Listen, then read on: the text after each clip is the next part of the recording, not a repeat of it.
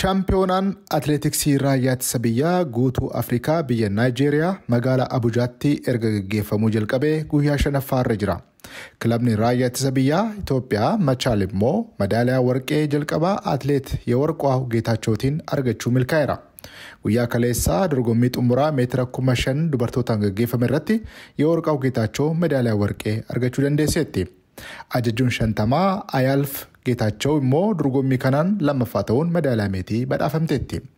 Dorgommiiwwan birootinis utaalcha dheeraatiin fi darbannaa diiskasiitiin gareen Machaal madaaliyaa meetii 2 dubartootaan argachuun milkaa'eera. Utaalcha dheeraatiin Batsaloota Alamaayyoo, darbannaa diiskasiitiin immoo Zurgaa Usmaantu madaaliyaa argamsiise. Akka odeeffannoo raayyaa ittisa biyyaa irraa argannetti mul'isu gareen raayyaa ittisa biyyaa madaaliyaa warqee 1 fi meetii 4 argachuun milkaa'eera. Feestivaala ispoortii Abujaatti gaggeeffamu kanarratti Itoophiyaa dabalatee biyyoota Afrikaa 25 irraa atileetota 1,184 hirmaachaa jiru.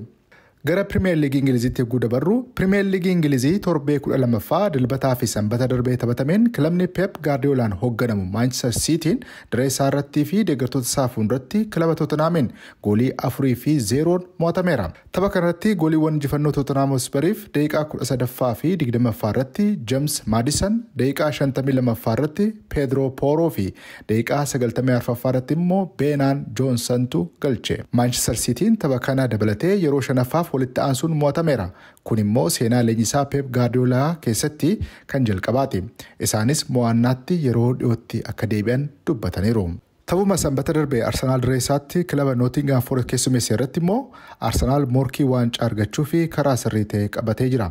Nottingham Forestiin goolii 3-0 injifachuun taphoota Pirimeer Liigii Ingiliz 5 booda yeroo jalqabaatiif injifannoo goonfateera. Gooliiwwan Arsenaal mo'achiisan kan galchan Bukayo Saka, Thomas Partey fi Oladeemaa ganna 17 Ethan Nwaneeriidha. Leenjisaa Jurgen Kloppin bakka bu'uun Liverpool leenjisaa kan jiran Arne Slot tapha 10 injifachuun tokko qixa bahuun akkasumas tapha tokko mo'atamuun qabxii 31 liigicha dursaa jiru.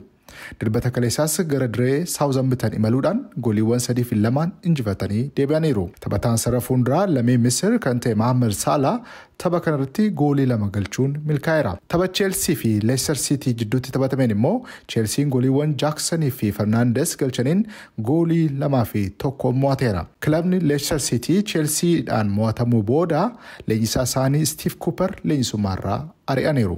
Leenjisaa haaraa kan qaxarate kilabni Manchester United immoo walqixa 1-1 kilaba Ipswich Town wajjiniin baheera.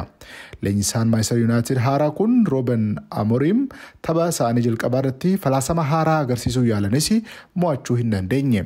Ta'us gara fuulduraatti abdiin akka jiru dubbataniiru. Gama biraatiin tapha La Liga Spain sanbataa fi dilbata kaleessaa taphatameen Barcelonaan kilaba Celta Vigo wajjin sanbata darbe walqixa goolii 2 fi 2 bahuu isaatiin garaagarummaan liigicha dursuu jalaa dhiphachaa jira.